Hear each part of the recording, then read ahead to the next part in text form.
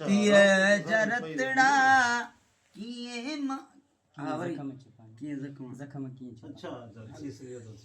तीए जरतड़ा जख्म किए छुपायूं धरतीए जरतड़ा जख्म किए छुपायूं जुल्म जी रात के किए था जलायूं जुल्म जी रात के किए था जलायूं जुल्म जी रात के किए था जलायूं माण्हू जे हकनि जा ख्वाब टुटन था साचन आवाज़नि खे कीअं था ॿुधायूं